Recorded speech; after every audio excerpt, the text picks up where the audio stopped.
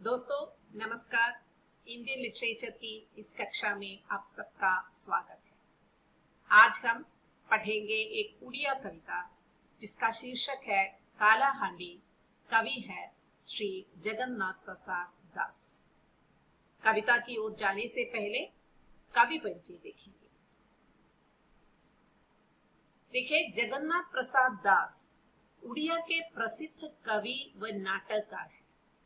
उनका जन्म 1936 में हुआ। उनका पहला कविता संग्रह प्रथम पुरुष 1971 में प्रकाशित हुआ था। उन्होंने उड़िया चित्रकला पर शोध किया है। उनकी अन्य कृतियां हैं सबो मृत्यु, जय जहार, निर्जनता, सभा शेष लोक और एक नाटक असंगत नाटक। 1991 में आखिरी कविता संग्रह पर उन्हें साहित्य अकादमी द्वारा सम्मानित किया गया है। उनकी रचना परिक्रमा के लिए 2006 में उन्हें सरस्वती सम्मान से भी नवाजा गया था। दोस्तों, ये है साहित्यकार के रूप में श्री जगन्नाथ प्रसाद का संक्षिप्त परिचय। इसके साथ साथ मैं एक और बात भी जोड़ना चाहूंगी कि जगन्नाथ प्रसाद दास आईएएस थे और उनकी नियुक्ति उड़ीसा में हुई थी। उड़ीसा की काला हांडी की दुर्दशा देखकर काफी विचलित हुए थे जगन्नाथ प्रसाद दास। बाद में सरकारी सेवा से इस्तीफा देकर समाज सेवा के कार्य में वे लग गए थे। काला हांडी में अनेक सरकारी योजनाओं को सफलतापूर्वक चलाने के लिए जगन्नाथ प्रसाद ने काफी कदम भी उठाए थे और वहां रहते एक कवि के मन में काला हांडी को देखकर जो जो बातें उठी वो उनकी ये सशक्त कविता काला हांडी में हम देख सकते हैं। और एक काला हांडी कविता कई भाषाओं में अनुदित भी हो गई है। आप जानते हैं काला हांडी कहाँ है? उड़ीसा में है। और एक काला हांडी की जो दुर्दशा जो है आपको जरूर जाननी है, तो हम सबसे पहले कविता की ओर जाएंगे। मानचित्र को दूर रखो, अब वहां जाने के लिए नहीं है जरूरत हेलीकॉप्टर की। जहां भी अकाल है वही है काला हांडी। मानचित्र को दूर रखो, अब वहां जाने के लिए नहीं है जरूरत हेलीकॉप्टर की। जहां भी अकाल है वही है काला हांडी। इंद्र ने मुंह फेर लिया उधर से, नहीं है पेड़ों पर हरे पत्ते। सारा गांव शमशान बन गया, जमीन फटी, नदी की रेत भी सूखी, हो गई असफल योजनाएं। इंद्र ने मुंह फेर लिया उधर से, नहीं रहे पेड़ों में हरे पत्ते। सारा गांव शमशान बन गया, जमीन फटी, नदी की रेत भी सूखी, हो गई असफल योजनाएं। सीमा रेखा दरिद्रता की खिसकती चली गई। काला हांडी है जहां भी देखो। पंजर की हड्डियों में धसी आंखों की कोटरों में, शरीर थामने में असमर्थ चीथड़ों में, बंधक पड़े कांस के बर्तनों में, फूस के घरों के उखड़े छप्परों में, मिट्टी के दोनों हांडियों के सर्वस्व में काला हांडी है हर जगह। काला हांडी है हर जगह, मुफ्त बांटते खाने की जगह कंकालों के मेले में। जहां बच्चे नीलाम होते हैं उन हाट बाजारों में, वेश्यालय में बिकी किशोरी की लंबी सांसों में, गांव की माटी छोड़े जा रहे लोगों की गुमसुम खामोशियों में काला हांडी है हर जगह। मुफ्त बांटते खाने की जगह कंकालों के मेले में, जहां बच्चे नीलाम होते हैं उन हाट बाजारों में, वेश्यालय में बिकी किशोरी की लंबी सांसों में, गांव की माटी छोड़ जा रहे लोगों की गुमसुम खामोशी में काला हांडी है हर जगह। और भी करीब से देखो कालाहांडी को। झूठे वक्तव्यों, खोखली घोषणाओं में, अविश्वसनीय भाषणों की घड़ियाली आंसुओं में, कंप्यूटरी कागज की अतिरिक्त घोषणाओं में, सम्मेलन के प्रकरणों, सस्ती अनुभूति सहानुभूतियों में और योजनाओं के अर्थहीन अंधे वायदों में। कालाहांडी हमारे बिल्कुल पास है। आत्मा की सामयिक ताड़ना में, विवेक के अकस्मात दंश में, अंधकरण के पश्चाताप में, तृप्त नींद के दुस्वप्न में, असहायता, भूख और बीमारी में, खून खराबे की आसन्न संभावनाओं में कालाहांडी है हर जगह। 21वीं सदी की समृद्ध सुरक्षा तक हम कैसे पहुंच सकते हैं कालाहांडी को पीछे छोड़? 21वीं सदी की समृद्ध सुरक्षा तक हम कैसे पहुंच सकते हैं कालाहांडी को पीछे छोड़? दोस्तों, कालाहांडी उड़ीसा की एक जिला है जहां के निवासी बेहद गरीबी से अपनी जिंदगी गुजर रहे हैं। दोस्तों, कुछ साल पहले एक माजी नामक एक आदमी की कहानी हमने टीवी में देखा था, जो अपनी मृत पत्नी की लाश को कंधों पर लिए उसका अंतिम संस्कार के लिए काफी मील दूर चलकर अपनी पत्नी का अंतिम संस्कार किया था, क्योंकि पति की लाश को ले जाने के लिए उसे एक एम्बुलेंस तक नहीं मिली थी। उस समय कालाहांडी कई दिनों तक टेलीविजन में और अखबारों में खबरों में जमकर रहे थे। यही कालाहांडी की दुस्थिति है।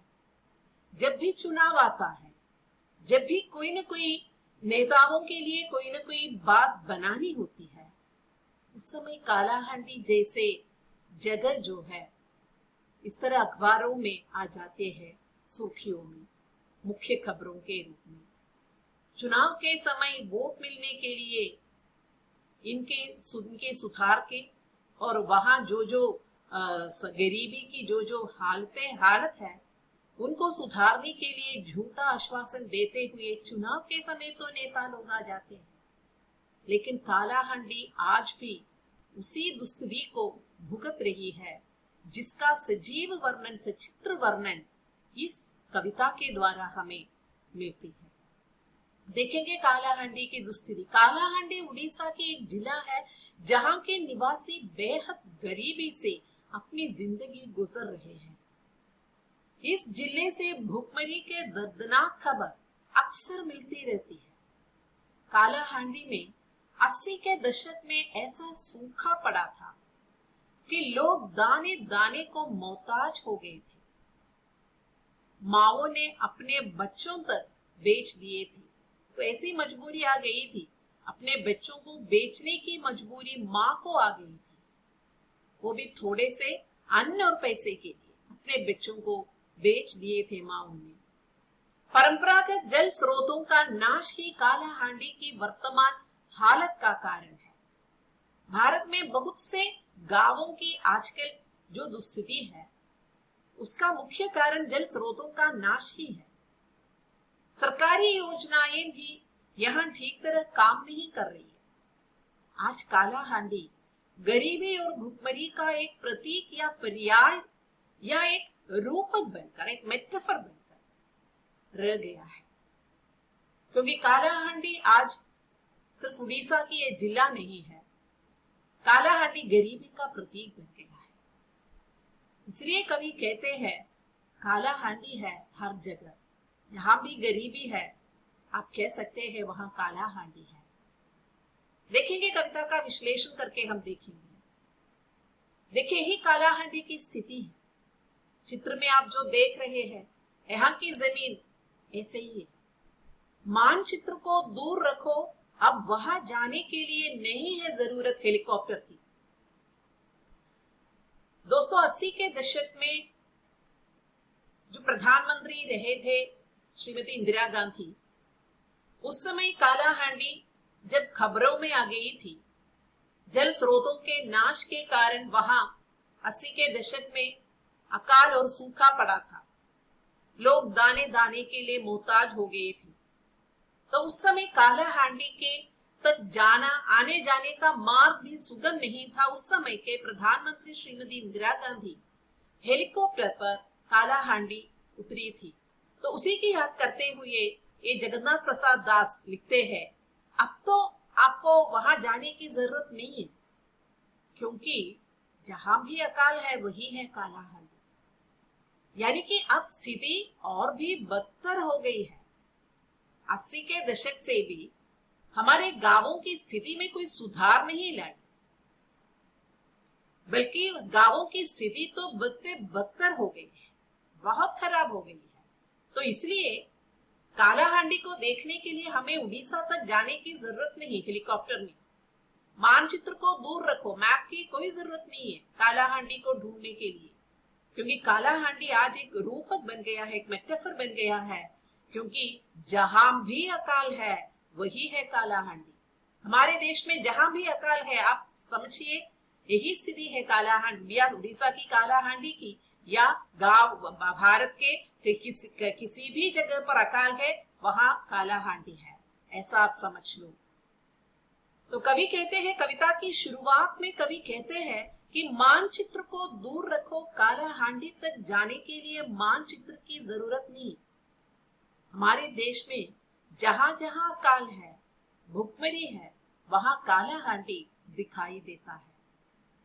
वहां तक जाने के लिए किसी हेलीकॉप्टर की भी जरूरत नहीं।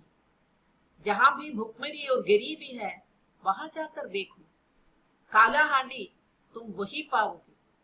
काला हांडी का दर्शन तुम्हें वही मिलेगा जहां गरीबी और भुखमरी है। आगे देखिए, इंद्र ने मुंह फेर लिया उधर उधर से। क्यों? इंद्र को हम कहते हैं बारिश के देवता है, ऐसा मानना है। तो काला हांडी में बारिश होते ही नहीं है। तो इसे दिखाने के लिए कवि कहते हैं इंद्र ने मुंह फेर लिया उधर से, और फिर बारिश नहीं होती तो क्या होते हैं, नहीं रहे पेड़ों में हरे पत्ते। देखिए वहां वहां हरियाली बिल्कुल नहीं है, वहां के पेड़ों में हरे पत्ते ही नहीं है। यानी कि जब हरा भरा नहीं है तो वो गांव की स्थिति कैसी होगी? इसी तरह रूखा सूखा जमीन फट गई होगी, क्योंकि ये जो बारिश तो लगातार नहीं होते तो सूखा फैल जाता है। अगर सूखा फैल गया तो पेड़ों के पत्ते हरे कैसे होंगे? तो इंद्र ने मुंह फेर लिया उधर से, नहीं रहे पेड़ों में हरे पत्ते, सारा गांव शमशान बन गया है।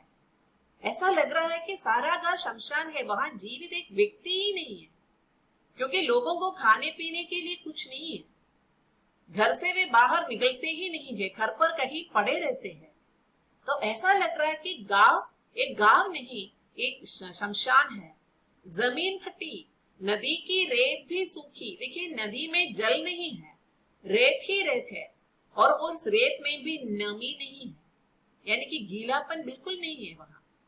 पानी की इतनी तंगी, देखो यहाँ जो पिक्चर में आप देख रहे हैं कि कहीं दूर जाकर ये लोग पानी लेकर आते हैं, वो भी एक खड़े पानी से उनको अपना पूरा दिन बिताना पड़ता है। ऐसी स्थिति है, सोचिए कैसे रहते होंगे लोग वहां।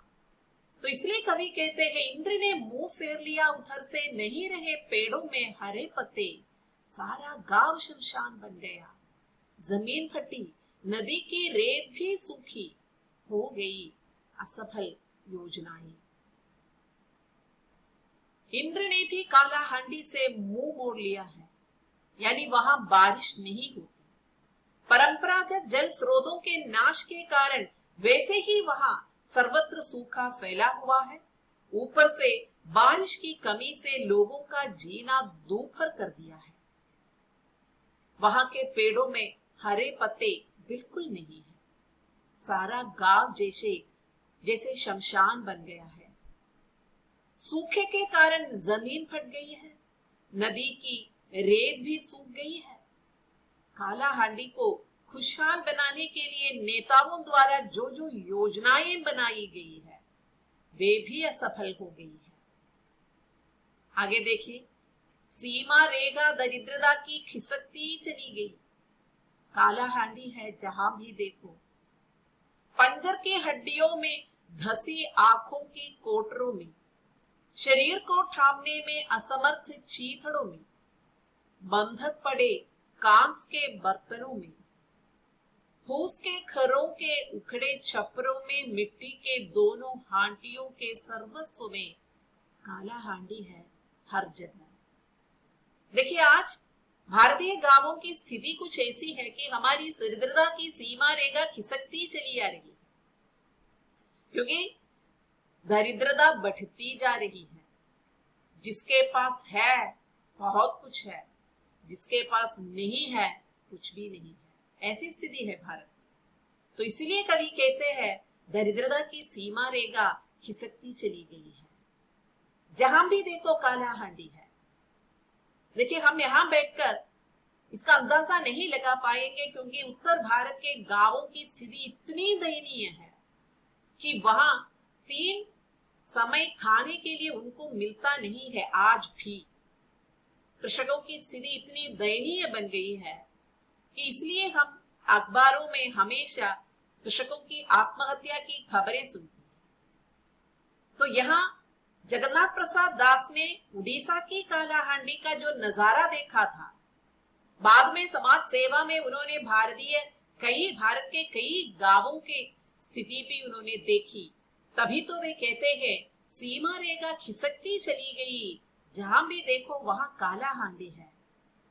और काला हांडी को दिखाने के लिए उसका वर्णन कवि यूं करते हैं, पंजर के हड्डियों में धसी आंखों की कोटरों में। देखो, लोगों के शरीर में मांस बिल्कुल नहीं है, मांस मज्जा बिल्कुल नहीं है, अस्थि पंजर बन गई है। और ऐसे पंजर जैसी उनकी हड्डियों के अंदर धसी है उनकी आंखें। उन आंखों की कोटरों में देखो काला हांडी है, यानी कि गरीबी है। शरीर को थामने में असमर्थ चीथड़ों में, जो फटे पुराने कपड़े हैं उसे हम चीथड़े कहते हैं। तो वो शरीर थामने में असमर्थ है, उनके पास ढंग के कपड़े भी नहीं है, इतनी गरीबी है। तो शरीर थामने में असमर्थ चीथड़ों में आप देख लीजिए, वही काला हांडी है। बंधक पड़े कांस के बर्तनों में, घर में तो बर्तन है खाना बनाने के लिए, लेकिन खाना तो बनता नहीं है, चूल्हा तो जलता नहीं है, वहां अन्न तो मिलता भी नहीं है। तो ये बर्तन तो ऐसे ही पड़े रहते हैं। ऐसे पड़े पड़े रहने पर बर्तनों का क्या होता है, कांस होते हैं, उनमें ऐसे जो बंधक पड़े कांस के बर्तनों में बंधक पड़ा रहता है। जैसे कि हमने भी देखा है, कॉपर के जो बर्तन जो होते हैं उनमें एक प्रकार के जो हरे रंग जैसे आ जाते हैं, वही बंधक पड़े रहे, क्योंकि काफी दिन तक जैसे उसका इस्तेमाल नहीं होता तो वो बेकार हो जाते हैं वो बर्तन। तो वहां देखो, ऐसे बर्तनों को देखकर आप समझ सकते हैं यहाँ भी काला हांडी है। फूस के खरों के उखड़े छप्परों में, खर तो फूस से बने हुए हैं और उनके छप्पर उखड़ उखड़ कर गिर रहे हैं, ऐसे खरों में वे रहते हैं। मिट्टी के दोनों हांडियों के सर्वस्व में, घर में तो मिट्टी के सिर्फ 2 हांडी है, 2 खड़े हैं, जिसे लेकर उन्हें गांव से बाहर कहीं दूर जाना है थोड़ा सा पानी लेने के लिए। सोचिए, ये पानी खाना बनाने के लिए नहीं है, उनको पीने के लिए है, क्योंकि खाना तो उनको खाने के लिए नहीं है, अन्न तो नहीं है, सिर्फ वो पानी पीकर अपना पेट भरते हैं। तो वो पानी के लिए उनके पास 2 हांडियां हैं। इस तरह जहां भी देखो आपको काला हांडी नजर आएगी। देखिए, इसका अर्थ देखिए, दरिद्रता की सीमा रेखा यहाँ खिसकती चली जाती है, अर्थात यहाँ जितने लोग रहते हैं सबके सब गरीब है, सब कहीं भुखमरी, सब कहीं काला हांडी। यानी कि जहां भी आपको भुखमरी की खबर मिलेंगे ना, वही समझ लीजिए वहीं पर काला हांडी है। काला हांडी के लोगों की हालत का जीवंत वर्णन करते हुए कवि कहते हैं, यहाँ रहते हैं सिर्फ अस्थि पंजर, जिसकी आंखें कोटरों में धसी गई है। कपड़े तो फटे पुराने हैं, जिनसे वे अपने शरीर ठीक तरह से ढांप भी नहीं सकते। घरों में कांच के जो बर्तन पड़े हैं उनमें बंधक पड़े हुए हैं। अक्सर ऐसा देखा जाता है कांच के बर्तन नियमित रूप से इस्तेमाल न करें तो उसमें बंधक पड़ जाता है। यहाँ घरों में खाना बनाने के लिए कुछ नहीं बचे हैं। घर में चूल्हा जले काफी दिन हो गए तो बर्तनों में बंधक पड़ने लगे। फूस से बने घरों के छप्पर भी कहीं भी उखाड़ कर गिर सकता है, कभी भी गिर सकता है उनके घर, लेकिन वे रहते हैं। उनके दिलों में आशा है कभी न कभी काला हांडी की स्थिति तो सुधर जाएगी, तो इसलिए वे उस आशा के साथ रहते हैं। ऐसे घरों में भूख प्यास से तड़प कर लोग सांस ले रहे हैं। देखिए, सोचिए, हम तो खाना खा के इधर रहते हैं, लेकिन हमारे देश में एक ऐसी जगह है, ऐसी जगह कई जगह है जहां पर भूख प्यास से तड़प कर लोग सांस ले रहे हैं। हम जी रहे हैं, लेकिन उनके लिए ये जी रहे हैं नहीं कह पाएंगे, वे सांस तो ले रहे हैं, ऐसा ही हम कह सकते हैं। आगे देखिए, काला हांडी है हर जगह, मुफ्त बांटते खाने की जगह कंकालों के मेले में, जहां बच्चे नीलाम होते हैं उन हाट बाजारों में, वेश्यालयों में बिकी किशोरी की लंबी सांसों में, गांव की माटी छोड़ जा रहे लोगों की गुमसुम खामोशी। देखिए, हर जगह काला हांडी है। आपको मालूम है, जहां जहां इस तरह के गरीबी है, नेता लोग कभी न कभी मुफ्त के खाने बांटते हैं। वहां सरकार की तरफ से या नेता लोगों की तरफ से मुफ्त के खाने बांटते हैं। तो वो खाना बांटते ही उसे लेने के लिए देखिए, उस पिक्चर में देखिए कितने लोग आकर अपनी झोली फैला रहे हैं। देखिए, उनके मुंह में देखिए खुशी है, क्योंकि काफी दिन के बाद आज उनका पेट भरने वाला है। आज उनके घर में चूल्हा जलाने वाले हैं। आज उनके घर में पड़े कांच के बर्तन जो है वे धोकर उन पर वे खाना बनाने के लिए जा रहे हैं। अपने बच्चों के पेट भरने वाले हैं, ये सोचकर देखो उन माओं के होठों पर कितनी हंसी आ रही है। ऐसे जो मेले, जो मुफ्त के खाने बंटने वाले जो मेले जो होते हैं, वहां जाकर आप देख लीजिए, वहां जितने भी लोग खड़े होंगे, सोचिए यही काला हांडी है। उन लोगों का प्रतीक है काला हांडी। ऐसे गरीब लोग हमारे देश में बहुत ज्यादा है। इस बात का हमें ज्ञान होना तो चाहिए। फिर क्या है, जहां बच्चे नीलाम होते हैं उन हाट बाजारों में, जैसे कि मैंने पहले ही कहा था, 80 के दशक में जब बहुत बड़ा भुखमरी हुआ था, बहुत बड़े सूखे फैल गए थे काला हांडी में, तो थोड़े से अन्न के लिए बच्चों को बेचने के लिए तैयार हो गए थे माँ बाप, और इन बच्चों को नीलाम कर देते हैं। और बड़े बड़े व्यापारी लोग जो है अपने दुकानों के लिए, अपने होटलों के लिए, जो बाल श्रमिक के रूप में इन बच्चों को ले जाते थे मुफ्त में। उनको जो मजदूरी नहीं देते थे, उनको मुफ्त के नौकर बनाकर, गुलाम बनाकर लेके जाते थे। तो थोड़े एक दिन के खाने के लिए भी उस जमाने में 80 के दशकों में माओ ने अपने बच्चों को बेच दिया था। देखो कैसी मजबूरी है। तो इसीलिए कहते हैं, भूख के आगे कोई रिश्ते नहीं है, प्यार नहीं है। जब पेट भर नहीं पा रहा, जब हमें भूख लग रही है, तो हमारे मन में किसी के प्रति भी प्यार नहीं आएगी, ममता नहीं आएगी, क्योंकि ये भूख जो है इतना तीव्र है, तो उसके सामने कोई भी हमारी संवेदना टिक नहीं पाएगी, कोई भी हमारी भावनाएं रह नहीं पाएगी। हम मनुष्य नहीं, हम कुछ और बन जाते हैं। तो यही भूख की सबसे बड़ी ट्रेजेडी है। तो यही बताते हैं कवि, जहां बच्चे नीलाम होते हैं उन हाट बाजारों में। और आगे देखिए, वेश्यालय में बिकी किशोरी की लंबी सांसों में। और कुछ माँ बाप ऐसे ही अपनी जो किशोरी कन्या जो होते हैं, लड़कियां जो होती है, उन्हें वेश्यालय में बेच देते थे उस जमाने में भूख मिटाने के लिए। तो वो किशोरी जो है, उनकी कोई गलती नहीं थी, अपने परिवार की भूख मिटाने के लिए उनकी बलि दी गई। तो उनकी लंबी सांसों में आप देख लीजिए, काला हांडी है, ये सब काला हांडी है। गांव की माटी छोड़ जा रहे लोगों की गुमसुम खामोशियों। देखिए, जितनी भी दुस्थिति क्यों न हो, जितना भी संघर्ष क्यों न हो, हम अपनी जगह छोड़कर जाना नहीं चाहते। अगर हम जाना चाहते हैं, इसका मतलब है वो संघर्ष या वो चुनौती बहुत ही बड़ी है, तभी तो लोग गांव छोड़कर जा रहे हैं। तो ऐसे छोड़कर जाने वाले लोगों के मन में कितना दुख होगा। तो उसे उसमें उनकी खामोशियों में आप देख लीजिए, वहां भी काला हांडी है। देखिए, इसका भाव देखिए इस तरह है। हमारे देश में हर जगह हम इस तरह के काला हांडी देख सकते हैं।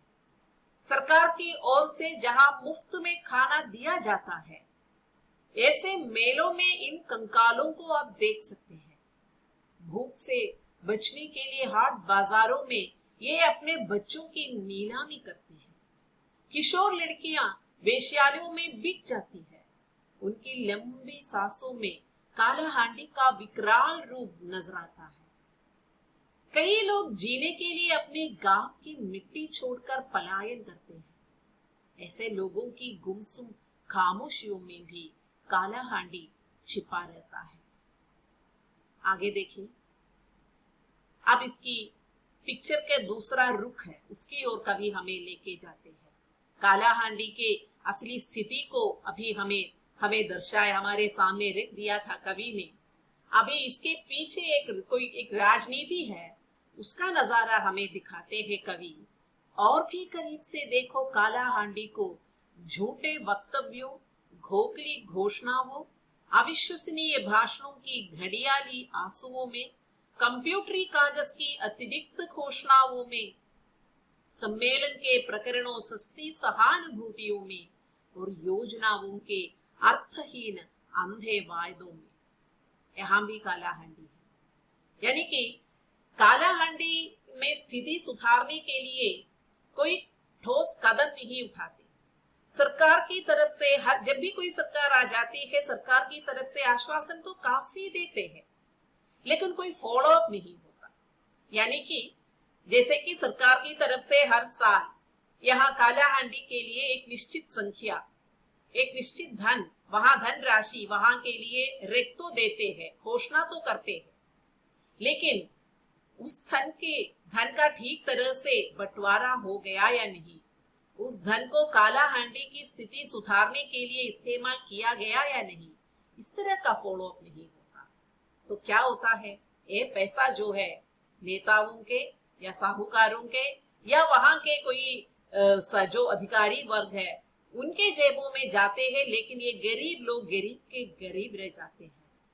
फिर भी जब भी चुनाव आ जाते हैं तो ये गरीब तो ना तो वे पढ़े लिखे हैं, मासूम है, तो वे सोचते हैं चलो ये नेता इस बार तो हमारा कुछ ना कुछ करेंगे, तो उस समय के लिए उनको कुछ ना कुछ दे भी देते हैं। चुनाव के समय काला हांडी में जो भी नेता आ जाते हैं, इनके लिए कुछ ना कुछ दे देते हैं। उस एक दिन के लिए अन्न, एक कुछ वस्त्र, इस तरह दे देते हैं। तो लोग सोचते हैं चलो हमारा तो सुधार तो हो जाएगा, वोट तो दे देते हैं, और उसके बाद नेता फिर गायब। तो इसलिए कवि कहते हैं और भी करीब से देखो काला हांडी को। झूठे वक्तव्यों, खोखली घोषणाओं, नेता तो वक्तव्य देते हैं, भाषण देते हैं, हम इधर वैसा करेंगे वैसा करेंगे, आपके यहाँ आपको अभी कभी गरीबी का नजारा यहाँ नहीं होगा, आपके बच्चे भूख से नहीं मरेंगे, इस तरह के झूठे वक्तव्य देते हैं, खोखली घोषणाएं देते हैं, घोषणा करते हैं काला हांडी के लिए इतना पैसा सरकारी खजाना से हम निकालेंगे। ऐसी घोषणा तो करके वे चले जाते हैं, वहां से चलते ही वे भूल भी जाते हैं। तो ऐसे झूठे वक्तव्यों में, जो खोखली घोषणाओं में आप काला हांडी देख सकते हैं। यानी कि सिर्फ उड़ीसा की काला हांडी नहीं, जहां भी इस तरह के गरीब गांव है, वहां जाकर नेता यही खेल खेलते हैं। अविश्वसनीय भाषणों की घड़ियाली आंसुओं में, क्रोकोडाइल टीयर्स, आप तो जानते हैं, क्योंकि लोगों को दिखाने के लिए उनके साथ सहानुभूति प्रकट करते हैं, लेकिन अनुताप तो नहीं होता। अनुताप माने उनके दुख को अपना दुख जाना, तभी तो वो अनुताप होता है, नहीं तो कोरी सहानुभूति तक रह जाते हैं। सहानुभूति तो हम इसी तरह क्रोकोडाइल टीयर्स के रूप में, घड़ियाली आंसुओं के रूप में किसी के साथ भी हम दिखा सकते हैं।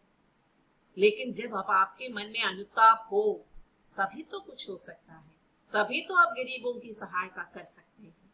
देखिए, अविश्वसनीय भाषणों की घड़ियाली आंसुओं में कंप्यूटरी कागज की अतिरिक्त घोषणाओं, एक घोषणाएं कंप्यूटरी कागज में टाइप होके रहते हैं, लेकिन बाहर तो आते, अमल में तो नहीं आता।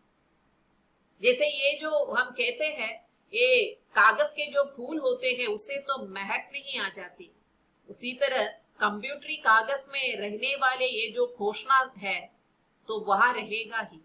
वो घोषणा से इन गरीब लोगों को कोई फायदा नहीं होता। सम्मेलन में प्रकरण पास होते हैं, रेजोल्यूशन पास करते हैं, देखो कालाहांडी को सुधारने के लिए हमें ऐसा ऐसा करना है, तो वो वहां रह जाते हैं, फाइल में रह जाते हैं। तो सस्ती सहानुभूतियों में वही सबसे बड़ी ट्रेजेडी है। जब भी कोई नेता आ जाते हैं, जब भी कोई बड़े बड़े लोग आ जाते हैं, झूठे वक्तव्य देते हैं और इन लोगों के साथ सहानुभूति दिखाते हैं, अगले दिन के समाचार पत्र में बड़े से वो पिक्चर आ जाते हैं, ये जो घड़ियाली आंसू निकालने वाले बड़े बड़े लोग, वही सस्ती सहानुभूति है। सच्चे मन से उनके मन में कोई सहानुभूति, कोई अनुताप नहीं है। और योजनाओं के अर्थहीन अंधे वायदों में वादा तो बहुत सारे करते हैं, जैसे कि कालाहांडी को जहां भी गरीबी है, गरीबी का पूर्ण निर्मार्जन। अभी तो भारत में कहीं भी गरीबी नहीं होगी। यहाँ इस तरह के बड़े बड़े योजनाएं बनाएंगे जिससे लोगों को नौकरी मिलेगा, कोई भी लोग भूख से नहीं मरेंगे। इस तरह के अंधे वादे तो बहुत करते हैं, लेकिन कोई भी वादा निभाते नहीं है, या निभाते हुए हमने आज तक देखा भी नहीं है। नहीं तो इतनी कालाहांडी हमारे भारत में नहीं हो सकता। स्वतंत्रता प्राप्त करके हम इतने साल गुजर गए, लेकिन इतनी सारी कालाहांडी अगर हमारे देश में है तो इसका मतलब है वादे तो अंधे थे, अर्थहीन थे, तो सहानुभूति सस्ती थी। तो यही कवि बताना चाहते हैं। आगे देखिए, इसका भाव देखिए। कालाहांडी में सुधार लाने के वादे अक्सर नेता लोग करते हैं, पर चुनाव के समय दिए जाने वाले वादे केवल वादे ही रह जाते हैं। वादे माने प्रॉमिस। इसकी ओर संकेत करते हुए कवि कहते हैं, नेताओं के झूठे वक्तव्यों और खोखली घोषणाओं में, उनके अविश्वसनीय भाषणों और घड़ियाली आंसुओं में, कंप्यूटरी कागज की अतिरिक्त घोषणाओं और सम्मेलन के प्रकरणों में, सस्ती सहानुभूतियों और अंधहीन वादों में आप कालाहांडी देख सकते हैं। राजनीति का मोहरा बनाकर कालाहांडी की हालत दिन ब दिन बदतर होती जा रही है।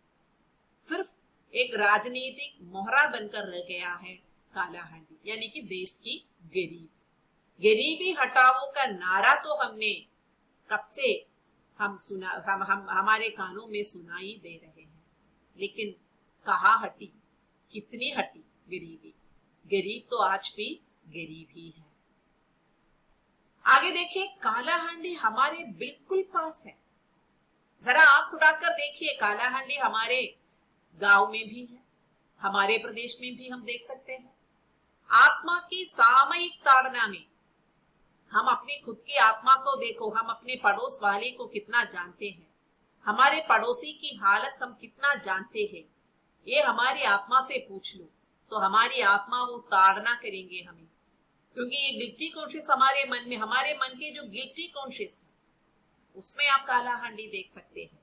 आप कितना दूसरों के लिए करते हैं, आप कितनी सहायता इन गरीबों के करते हैं, जरा पूछ लीजिए। तो उस सामयिक ताड़ना में आपको कालाहांडी नजर आएगी। विवेक के अकस्मात दंश में कॉमन सेंस, वो दंश माने वो जैसे सर को जो डसता है ना, तो उसे कहते हैं। तो आपका कॉमन सेंस जैसे आपको दंश करते हैं, आपको काटते हैं आपके मन को। देखिए, आपने अपने घर में सुखपूर्वक आप रहते हैं, लेकिन हमारे देश में ऐसी गरीब लोग हैं, भूखे पड़े बच्चे हैं, क्या आप जानते हैं, ऐसा आपका मन आपसे पूछ रहा है, आपका विवेक आपसे प्रश्न पूछ रहा है, तो वहीं पर आपको उत्तर में मिलेगा काला हांडी। जैसे कि आपके मन में थोड़ा सा जो अपराध बोध आ जाएगा, मैंने इसे नजरअंदाज किया है, यानी कि मैंने अपनी आंखों को बंद करके रखा है इनकी ओर से। अंधकरण के पश्चाताप, तब आपके अंधकरण में एक पश्चाताप अगर उठ रहा है, तो उस पश्चाताप में आप काला हांडी देख सकते हैं। क्योंकि आप हमें ऐसे रहने से हम मनुष्य नहीं कहलाएंगे। जब आप अपने आस पड़ोस के लोगों को, अगर कोई गरीबी है, कोई आवश्यकता है, जब तक आप उनकी सहायता नहीं करेंगे तब तक आप मनुष्य नहीं कहलाएंगे। तो आपके अंतःकरण में जो पश्चाताप है वो भी काला हांडी है। तृप्त नींद के दुस्वप्न में, क्योंकि आप भरपेट खाना खाकर सो रहे हैं, तो आपकी नींद तृप्त है, तृप्त होकर आप सो रहे हैं, आपको कोई ये जो डिस्टर्बेंस जो कहते हैं, कोई परेशानी नहीं है, तो आपकी तृप्त नींद है। लेकिन जैसे ही आप काला हांडी को एक बार देखा, यानी कि गरीबी का साक्षात दर्शन आपने किया हो, तो आपके तृप्त नींद में ये काला हांडी दुस्वप्न बनकर आ जाएगी। तो उस दुस्वप्न में आप काला हांडी देख पाएंगे। तो इसलिए कहते हैं काला हांडी हमारे बिल्कुल पास है। असहायता, भूख और गरीबी, बीमारी में, जहां भी गरीब लोगों की असहायता देखो, गरीब लोगों के बच्चों के भूख देखो, अगर वे भरपेट खाना, जैसे कि हम सड़क पर उतरते ही कोई बच्चे को अगर देख रहे हैं वो भरपेट खाना नहीं खाया, उसके शरीर थामने में कपड़े नहीं है, तो सोचिए वो काला हांडी है, यानी कि वही गरीबी है। अगर आप एक व्यक्ति की सहायता कर पाएंगे तभी तो आप मनुष्य बन जाएंगे। खून खराबे की आसन्न संभावना हो, जैसे दोस्तों ये भूख जो है खून खराबे का कारण बन जाता है। जैसे कहते हैं भूख जो है वही मनुष्य का सबसे बड़ा शत्रु है। जैसे भूखा आदमी कुछ भी कर सकता है, किसी का भी खून कर सकता है, चोरी कर सकता है, तो ये सब अपने पेट भरने के लिए। जैसे हम भी काम करते हैं किसके लिए, मनुष्य किसके लिए कोई भी काम करते हैं, पेट भरने के लिए ना। तो वो पेट नहीं भर रहा तो वो भूखा रहेगा, तो भूखा आदमी तो दूसरों के लिए उपद्रव या उत्पाद मचाएगा, दूसरों का खून करेंगे वे। तो इसलिए कवि कहते हैं काला हांडी हमारे बिल्कुल पास है। कहां है, हमारी आत्मा की सामयिक ताड़ना में, विवेक के अकस्मात दंश में, अंधकरण के पश्चाताप, तृप्त नींद के दुस्वप्न में, असहायता, भूख और बीमारी में, खून खराबे की आसन्न संभावनाओं में, सब कहीं काला हांडी है। लेकिन हम डींग मार रहे हैं, हम 21वीं सदी की ओर जा रहे हैं। भारत अभी देखो 21वीं सदी के अंत तक आते आते इस दुनिया के सबसे बड़ा राष्ट्र कहलाएगा। कैसे कहला सकता है? कई क्षेत्रों में हमने प्रगति जरूर हासिल की है, लेकिन हमारा भारत जो है गांवों का देश है। जब तक गांव की स्थिति में सुधार नहीं आएगी तब तक हमारे भारत 21वीं सदी की प्रगति कैसे प्राप्त कर पाएंगे, ही कवि अंत में हमसे पूछ रहे हैं। तो इसका भाव देखिए, काला हांडी हम सबके पास है, जरा आंख खोलकर देखना काफी है। इन गरीब लोगों की ओर ध्यान न देने के कारण हमारी आत्मा भी हमें कोसने लगती है, माने श्राप देते हैं। आत्मा की इस ताड़ना में भी काला हांडी है। हमारा विवेक, बुद्धि इन सहजीवियों के प्रति हमें जागरूक बनाती है। विवेक के उस अकस्मात दंश से हम पश्चाताप विवश हो जाते हैं। हमारी तृप्त नींद का दुस्वप्न है काला हांडी। सहायता, भूख और बीमारी में और खून खराबे की संभावनाओं में हम काला हांडी देख सकते हैं। तो आखिर कवि यही प्रश्न पूछते हैं, 21वीं सदी की समृद्ध सुरक्षा तक हम कैसे पहुंच सकते हैं काला हांडी को पीछे छोड़कर? यानी कि गरीबी को नजरअंदाज करते हुए, गरीबी का निर्मार्जन किए बिना हम 21वीं सदी की प्रगति को कैसे हासिल कर सकते हैं, कैसे प्राप्त कर सकते हैं? वो प्रगति कोई प्रगति नहीं है। चाहे हम वैज्ञानिक क्षेत्र में प्रगति हासिल करें, चाहे हम स्वास्थ्य के क्षेत्र में प्रगति हासिल करें, शिक्षा के क्षेत्र में प्रगति हासिल करें, और फिर हम कह सकते हैं अर्थ के क्षेत्र में यानी कि संपत्ति के फिनांस क्षेत्र में हम प्रगति हासिल करें, आर्थिक वृद्धि हम हासिल करें, लेकिन ये आर्थिक वृद्धि जो है किसके लिए है? थोड़े जनों के लिए है। तभी गरीबी हमारे गांव से हटती नहीं है। तो जब दुनिया के सामने हमें दिखाने के लिए जब भारत में कोई देखेगा तो चारों ओर गरीबी या काला हांडी ही नजर आएगा, तो हम उस प्रगति को हम कैसे प्राप्त कर पाएंगे? देखिए, समाज में थोड़े ही प्रतिशत लोग, अगर 30% लोगों ने प्रगति हासिल की, लेकिन 70% लोग भूख से मर रहे हैं, तो उस देश को हम प्रगतिशील कैसे कह सकते हैं? तो अगर हमें प्रगति हासिल करनी है तो हमें शुरुआत कहां से करनी है? गांवों की स्थिति में सुधार लाने से हमारी प्रगति के सबसे पहला कदम वही से हमें शुरू करना होगा। तो यही कवि का उद्देश्य है, यही दिखाना कवि का उद्देश्य है। सिर्फ उड़ीसा की एक काला हांडी दिखाना कवि का उद्देश्य नहीं है। कवि कहते हैं आज काला हांडी एक मेटाफर बन गया है। देखिए, ऐसे अभावग्रस्त काला हांडी को छोड़कर हम कैसे आगे बढ़ सकते हैं? कवि हमसे ये प्रश्न पूछते हैं। 21वीं सदी में देश प्रगति की ओर बढ़ रहे, जरूर हम बढ़ रहे हैं, बढ़ना भी चाहिए, लेकिन गांवों को हमें नजरअंदाज नहीं करना चाहिए। पर कितनी भी प्रगति करे, ऐसी भुखमरी और गरीबी को नजरअंदाज करके हम कैसे आगे बढ़ सकते हैं? ये हम नागरिकों को सोचना चाहिए। हम कितना अपने इस देश के इस हालात से हम वाकिफ हैं, या हम इसके ऐसे हालतों से हम परिचित हैं।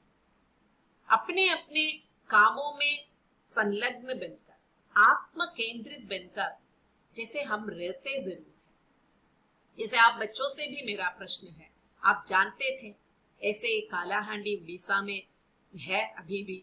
ऐसे काला हांडी में सूखे के कारण ये हालत हो गया था, आप जानते हैं क्या? काला हांडी की तरह कई जगह हमारे भारतीय गांवों में है, आप जानते हैं क्या?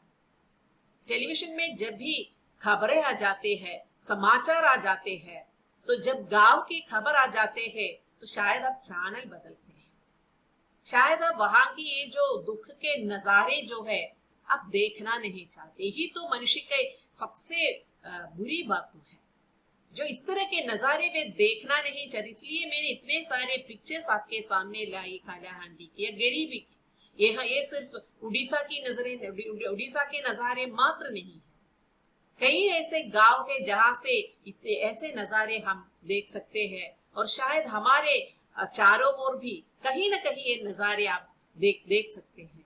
लेकिन देखने के लिए आंख होना चाहिए। कैसा आंख? कैसी आंख?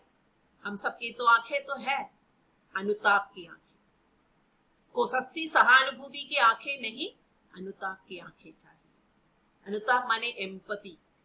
सिर्फ सिंपैथी से काम नहीं चलेगा। जैसे उनका दुख या उनकी जगह पर हम अपने आप को खड़ा करके देख लीजिएगा। कई दिनों तक भूखे भरपेट खाना न खा के भूखे रह के देख लीजिएगा, कैसे रहेंगे? शरीर थामने के लिए कपड़ों के बिना कैसे रह पाएंगे आप? हमें अपनी जिंदगी से ही एक प्रकार की घृणा आ जाएगी। फिर भी ऐसे लोग जीते हैं, जीते नहीं हैं, फिर भी ऐसे लोग सांस लेते हैं। यही काला हांडी है। तो इसकी ओर हम अगर अपनी आंखें खोले तो हम अपने नेताओं के आंखें खुलवा भी पाएंगे। नेताओं की आंखें हम खुलवा सकते हैं, लेकिन पहले अपनी आंखें हमें खोलनी चाहिए। यही कवि का लक्ष्य है काला हांडी इस कविता के द्वारा। दोस्तों, दोबारा पढ़िएगा आप काला हांडी कविता और इन भावों से होकर गुजरिएगा, तभी आपको काला हांडी क्या है, काला हांडी किसका प्रतीक है, तो ये सारी बातें आपकी समझ में आ जाएगी। हमारी कक्षा यहीं पर खत्म हो जाती है। धन्यवाद।